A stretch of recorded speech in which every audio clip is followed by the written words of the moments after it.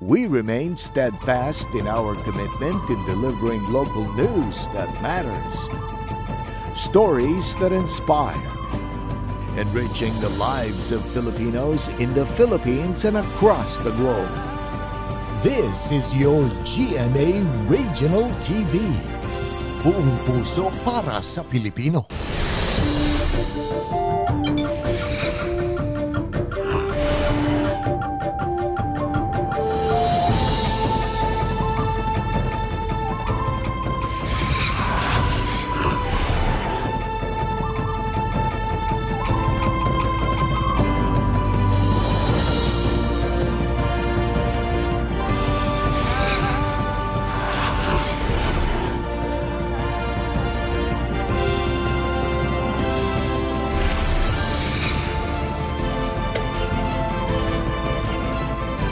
Ito ang GMA Regional TV, Balitang Southern Tagalog. Magandang hapon mga kapuso. Narito na ang Balitang Southern Tagalog. Hatid namin ang mga pinakamalaki at pinakahuling balita sa Timog Katagalugan. Live mula rito sa GMA Batangas Station, ako po si Ace Medrano. Ako naman po si Ivy Saunar Gasang. Unti-unti nang dumadagsa ang mga pasaherong magtatawid dagat sa Batangas Port. Fully booked na rin ang biyahe ng mga barko patungong Katiklan. Para sa detalye, makakasama natin live si Denise Abante. Denise?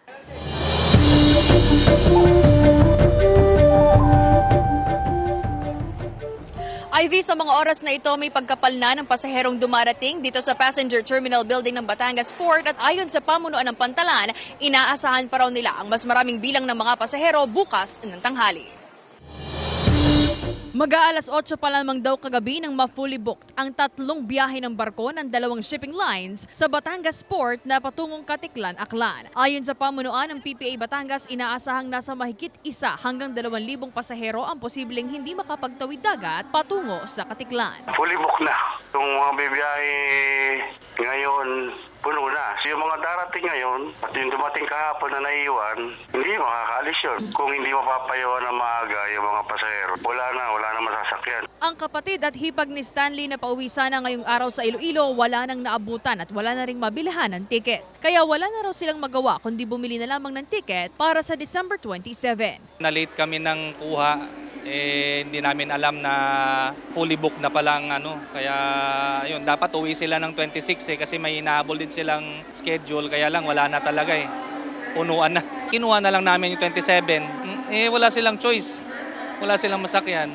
Mas maganda siguro kung mas maaga makapag-book na sila kasi pagka ganitong peak season talaga mahirap talaga Solo traveler naman si Ronnie na pauwi ng Katiklan. Bagamat hanggang Rojas lang ang tiket, ipinagpapasalamat na rin daw niyang makakauwi siya ngayong Pasko sa kanyang pamilya. Maaga na kasi siyang nakapag-online booking ng tiket pa Rojas. Mabilis naman siguro yan. Ngayon lang ako makasakay ng Roro, lagi ang sakay ko.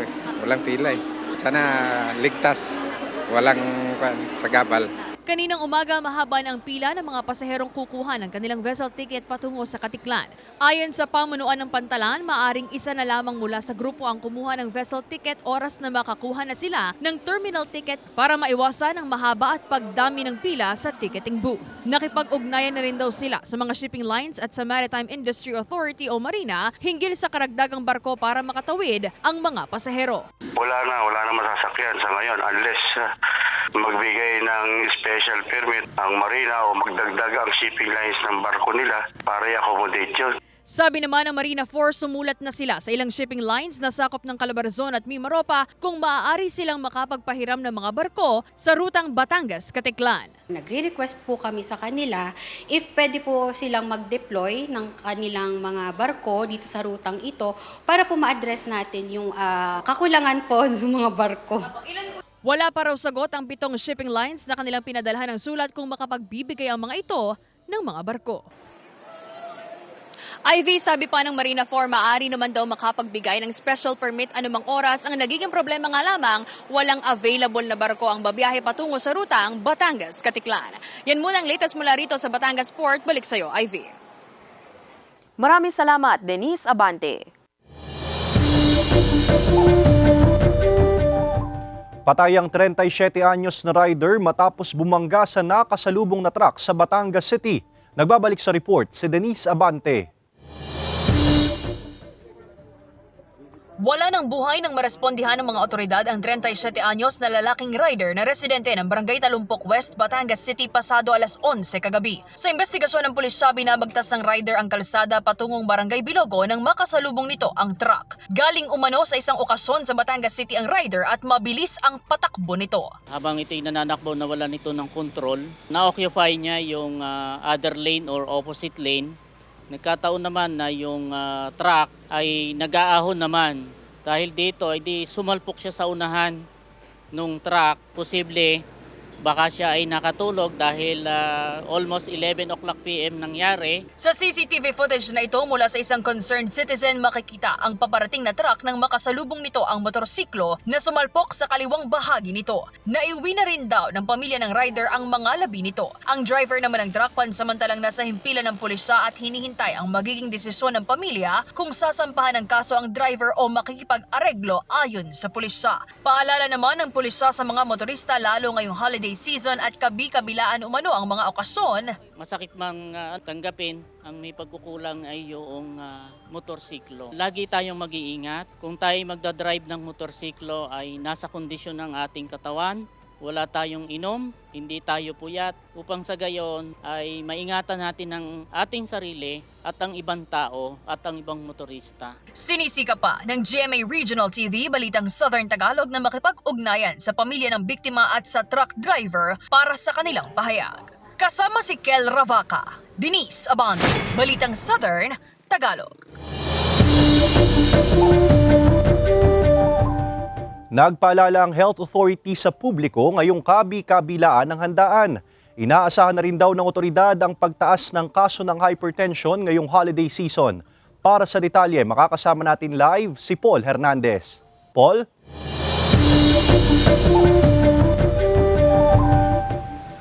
Ace, yung sabi ng health expert, delikado yung pagkain ng sobra, mamantika. Gayon din yung mga matatamis, lalo na sa mga may pre-existing health conditions. Kadikit ng selebrasyon tuwing sasapit ang Pasko ang kabi-kabilang party. At kung may party, hindi pwedeng mawala ang one-to-sawang kainan. Sa kabila niyan, dapat pa ring tandaan na dapat in moderation ang pagkain. Payo kasi ng eksperto, sa mga ganitong okasyon tumataas ang kaso ng hypertension kung hindi nababantayan ng proper diet. Kailangan din po i-watch out yung kinakain talaga natin. So kung kayo at risk, na alam nyo nang may high blood, siguro mas better na huwag na lang kumain ng matatabang pagkain. Delikado raw ang pagkain ng sobra, mamantika at matatamis sa may mga pre-existing health condition gaya ng diabetes. Payo ng health expert, sundin ang portion eating. Meron kasing tinatawag na pagkain Pinoy. Sa plate kasi 3/4 yung rice, 1/4 yung ulam. The correct way should be 1/4 yung rice, 1/2 yung gulay, and 1/4 yung ulam. Mahirap naman daw nga kasing hindian ng mga nakahain. Bili ng eksperto, kumain ng paunti-unti at huwag ang biglaan. Mainam na balansihin ang kinakain. Ipinapayong partneran ng prutas at gulay ang mga kinukonsumong pagkain. Samahan din dapat ng ehersisyo. Hindi ako mag-breakfast pero pagdating sa lunch, hindi malundag ang pusa, yung tawag nila. No? So, mas delikado po kasi yun kasi syempre, yung sobrang intake din po natin ng food sa yung biglaan. So, syempre, yung effect din sa ating katawan. Deserve naman talaga ng bawat isa na sumaya, lalo na sa mga ganitong panahon. Pero isipin na pagdating sa pagkain, dapat hinay-hinay lang. Dahil anuman daw sobra ay lubhang nakakasama.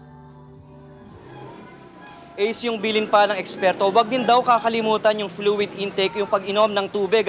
Mainam daw kung higit pa sa 8 baso ng tubig yung iniinom natin. At para naman sa mga nagtitake ng mga maintenance medicine nila, mas mainam daw na dapat sundin yung oras sa pag-inom nito. At dapat daw ay hindi sila pumapalya sa pag-inom ng mga gamot na ito. Handa naman daw yung ospital para tumugon at umalalay sa mga isusugod na pasyente sa ospital. Ace. Maraming salamat, Paul Hernandez. Nilinaw ng Malacanang na walang katotohanan ang lumalabas sa social media na idineklarang special half-working day bukas, December 22, sa ilalim ng Declaration No. 427. Inilabas din ng palasyo ang totoong laman ng Declaration No. 427 bilang manlilikha ng bayan for 2023 na taliwas sa kumakalat na pekeng deklarasyon. Pinaalalahanan ng publiko na maging mapanuri sa mga kumakalat sa social media.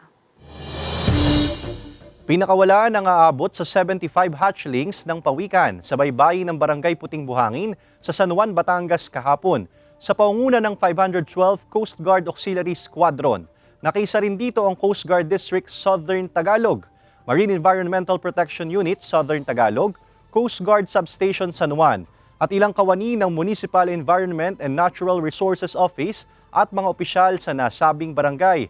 Patuloy naman ang kanilang panghihikayat sa mga residente na agad ipagbigay alam sa mga pawikan patrollers sa nasabing barangay kapag may namataang mga itlog ng pawikan para mas mapangalagaan at patuloy na maparami ang lumiliit na populasyon ng mga ito. Nagsisimula ng pumuesto ang mga nagtitinda ng puto bumbong sa harap ng Minor Basilica of the Immaculate Conception sa Batangas City. Narito ang report ni Denise Abante. Nakaugalian na ng ilang mga Batanggenyo ang mag-food trip. Mainit man o makulimlim ang panahon, ang pagkain hindi mawawaglit sa isip. At kapag ganitong panahon, hindi mawawala ang bilog na kakanin na may saping dahon ng saging at kulay dilaw, ang bibingka. Samahan pa ng kulay ubeng hugis pahaba, abay syempre, puto bumbong ang tawag din eh. Sa Batangas City, halos isang hilera sa gilid ng kalsada ang mga tindera. Ang 52 anyos na si Juliet, 27 taon na raw nagtitinda ng mga kakanin. At para sa kanya, hindi na lang basta negosyo ang pagbebenta, kundi isa na rin daw debosyong maituturing at pasasalamat sa mahal na Birhen at kay Santo Niño ng Batangan na mga patron sa lungsod.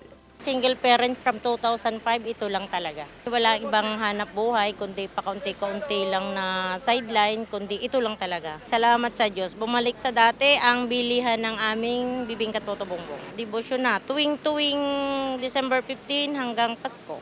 Ang mga mamimili hindi magkandamayaw sa pagbili ng mga umuusok-usok pang kakanin na freshly made sa iyong harapan. Sentimental yung puto bumbong sa bibingka kasi reminder siya talaga na yung season ng Pasko, yun po.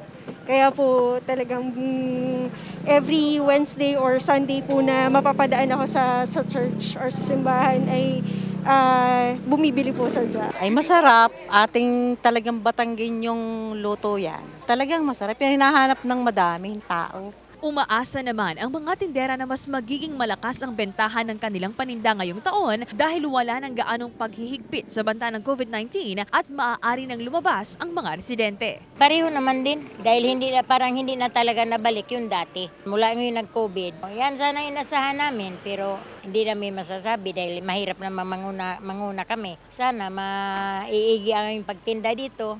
Bukas ang mga tindahan ng puto bumbong at bibingka simula alas 5 ng hapon hanggang alas 11 ng gabi sa harap mismo ng Basilica sa Batangas City na posibleng magtagal pa raw hanggang sa susunod na taon ayon sa ilang mga tindera. Kasama si J.R. Manjares, Denise Abante, Balitang Southern Tagalog. Ito ang GMA Regional TV, Balitang Southern Tagalog.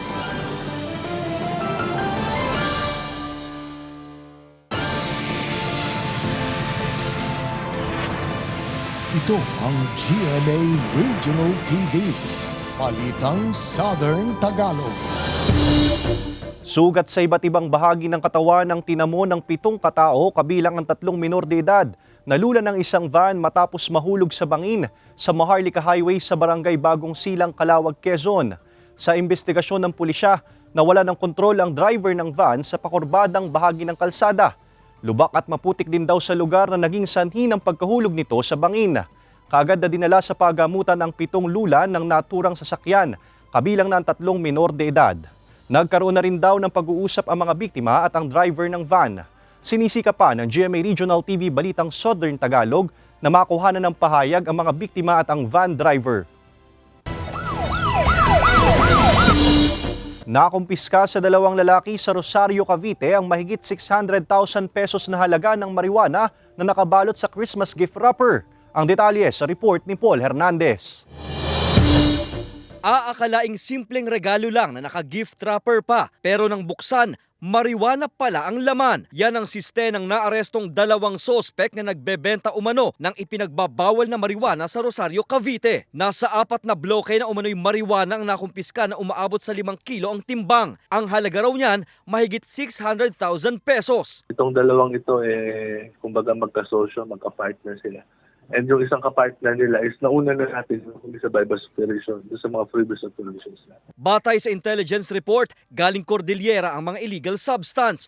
Ang estilo, palalabasing parcel ang mga pang-deliver na marijuana sa mga parokyano. Ang bayad daw kapalit nito, idinadaan sa electronic o e-wallet.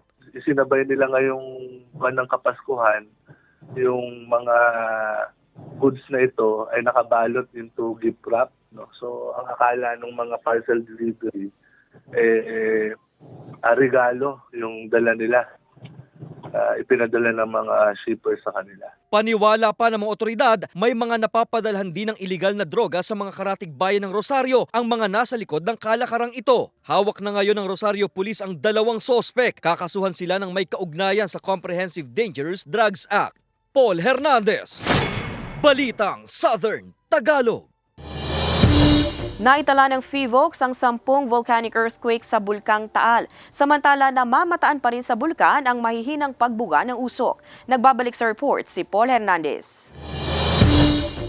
Hanggang kaninang umaga, nakikitaan pa rin ang mahihina hanggang sa katamtamang lakas ng usok ang Bulkang Taal. Pero hindi tulad kahapon, mas malinaw nang nababanaag ang bulkan ngayon. Sa datos, may katamtamang pagsingaw ito na may taas na 1,700 meters at napapadpad sa gawing timog kanluran. Payapa rin ang Taal Lake kahit pa tumaas sa 10 beses na paglindol sa ilalim ng bulkan ang naitala ng PHIVOLCS sa nakalipas na magdamag. Nangyayari ang volcanic earthquake sa magkakaibang lugar o bahagi sa ilalim ng bulkan ayon sa PHIVOLCS. Kahit pa pabago-bago at nagtataas baba ang bilang ng seismic activity ng Taal, wala pa raw nakikitang sapat na dahilan ng ahensya para itaas alert level 2 ang babala sa bulkan. Inirerekomenda pa rin ng PHIVOLCS sa publiko ang palagiang pagmumonitor rito, lalo na ang mga nakatira sa paligid ng bulkan. Bawal pa rin ang pagpunta sa Taal Volcano Island na itinuturing na permanent danger zone. Kasama si Buhay Adante Jr., Paul Hernandez, Balitang Southern Tagalog. Nararanasan ng mas malakas na bentahan ng karne ng manok kaysa sa karne ng baboy ayon sa ilang tindera. Ang presyo ng karne ng manok nananatili namang matatag ayon sa pamunuan ng palengke. Alamin yan sa report ni Denise Abante. Angkat na raw ng karneng manok ang mga ibinibenta ng tinderang sili ng maabutan ng GMA Regional TV Balitang Southern Tagalog mag-aalas 10 ng umaga kanina sa Batangas City New Market. Ang 80 piraso raw kasing order niyang manok ngayong araw, kulang pa sa kanyang mga suki. Kumpara raw kasi ng mga nakaraang linggo, ramdam na raw niya ngayon ang Pasko dahil sa paglakas ng kanyang benta. Okay naman po, malakas naman po ngayon ang bentahan. Kasi ngayon po ay papalapit na yung Pasko. Kaya po yung mga, at saka yung mga Christmas party, kaya po madaming namimili. Minsan kulang, pero madalas na may sapat. Hindi sana po maging maayos yung ating Pasko at yung kita, mas tumaas, ganun po. Kasabay ng paglakas ng bentahan, wala pa ring paggalaw sa presyo ng karneng manok. Nananatili pa ring 220 pesos ang kada kilo ng buong manok, habang 230 to 240 naman ang ibang parte nito. Kasi alam mo naman, may okasyon. So ang mga Pilipino, yan naman ang kanilang kumbagay pinaghahandaan at yan ay minsan lang naman mangyari sa isang taon.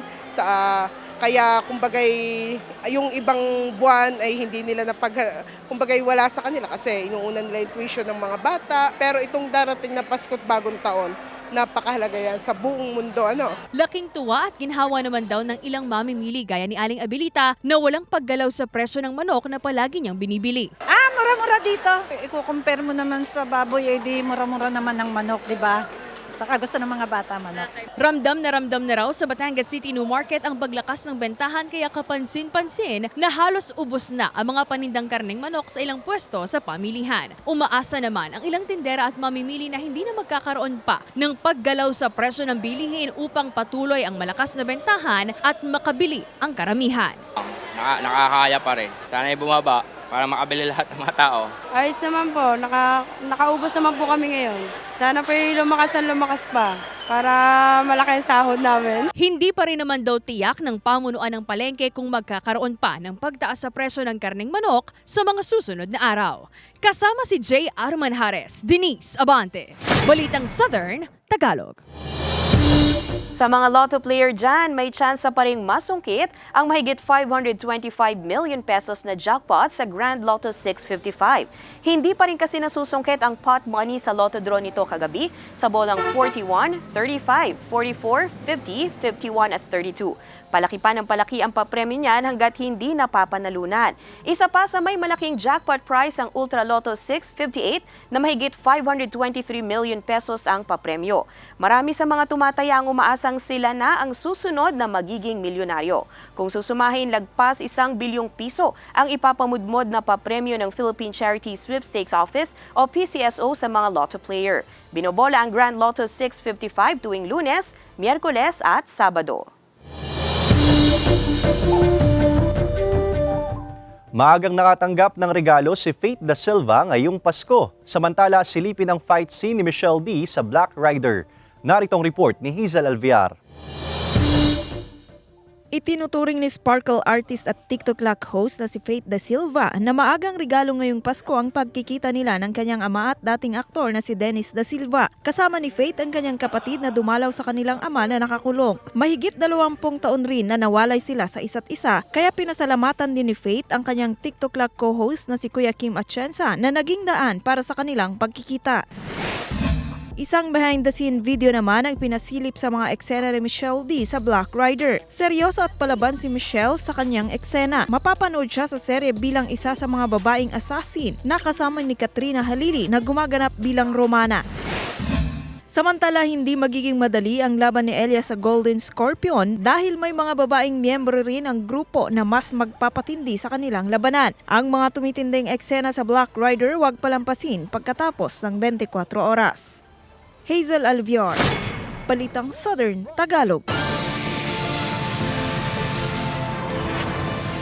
Ito ang GMA Regional TV. Balitang Southern Tagalog.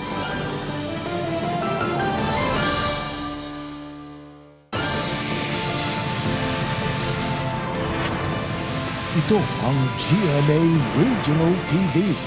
Balitang Southern Tagalog. Sa kulungan na magpapasko ang 34 anyos na si alias Maribel nang maaresto ito ng mga otoridad sa Barangay Balian, Pangi, Laguna matapos ang 12 taon itong pagtatago sa batas. Base sa warrant of arrest na inilabas ng Regional Trial Court, Branch 33 ng Siniloan, Laguna, July 2011 pa umanong nasampahan ng kasong paglabag sa Republic Act 9165 ang akusado. Itinuturing din itong most wanted person sa probinsya ng Laguna.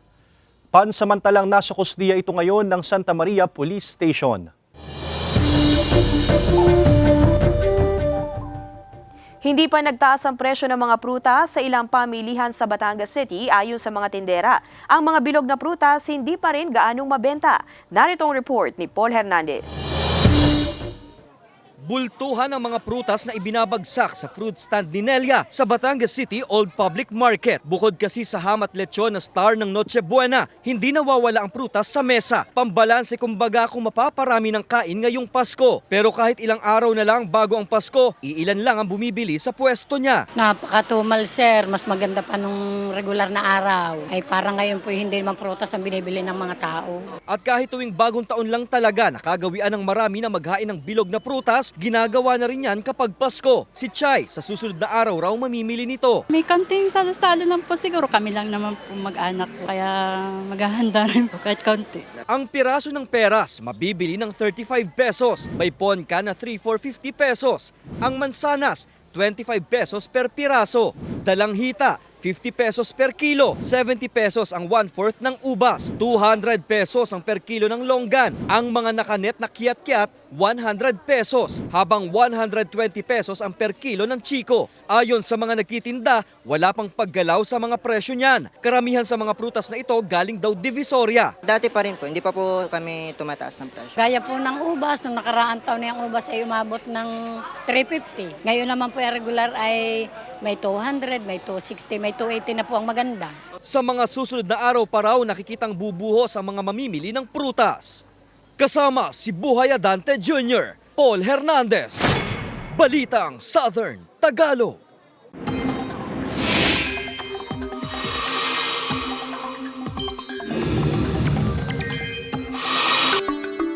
Mga kapuso, wala ng bagyo o low pressure area sa loob ng Philippine Area of Responsibility, pero uulanin pa rin ang ilang bahagi ng bansa dahil yan sa shear line, amihan at easterlies. Ang shear line ay binubuo ng mga kapal na ulap mula sa pagsasalubong ng malamig at mainit na hangin. Base sa datos ng Metro Weather, may pag-ulan sa Quezon, Mindoro Provinces, Marinduque at Palawan. Mababa ang tsansa ng ulan sa natitirang bahagi ng bansa, maliban sa ilang bahagi ng Northern at Central Luzon, pati sa Mindanao. Atraksyon ng mga nakadisplay na higante sa harap ng Municipal Hall ng Infanta, Quezon. Samantala, bida naman sa bayan ng Atimonan, Quezon ang native Christmas floats and lights. Silipin niya sa report ni Paul Hernandez.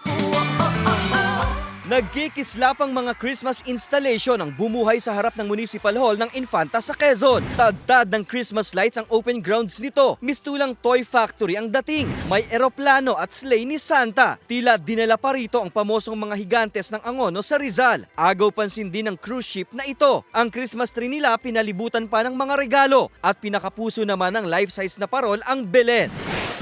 Sa Atimonan sa lalawigan pa rin ng Quezon, bida sa isang barangay ang mga Christmas floats and lights na dinisenyohan gamit ang mga lokal na materyales gaya ng dahon ng nyog, anahaw at tuyong sanga ng puno. May snowman at mga Belen na ipinorma gamit lang ang tela. Nakakaaliw ang malaking bangka na sakay ng tricycle.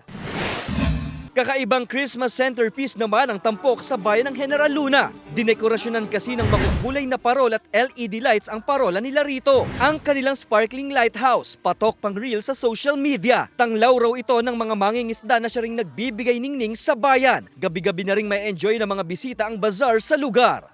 Paul Hernandez, Balitang Southern Tagalog. Samantala, mapapanood niyo po ang episode na ito at iba pang pinakahuling lokal na balita sa official website ng GMA Regional TV, www.gmaregionaltv.com. Pwede rin kayong bumisita sa aming official YouTube channel, GMA Regional TV, at i-click ang subscribe button para sa pinakamainit na balita mula sa rehiyon. Dahil sa GMA Regional TV, local news matters. Mga kapuso, 4 days na lang, Pasko na. At yan ang mga pinakamalaki at pinakahuling balita sa Timog Katagalugan. Maraming salamat sa pagsama sa amin, pati na mga kapuso sa ibang bansa na tumutok sa mga balita sa rehiyon. Kami ang GMA Regional TV, Balitang Southern Tagalog. Buong puwersa para sa mas malaking misyon at mas malawak na paglilingkod sa bayan.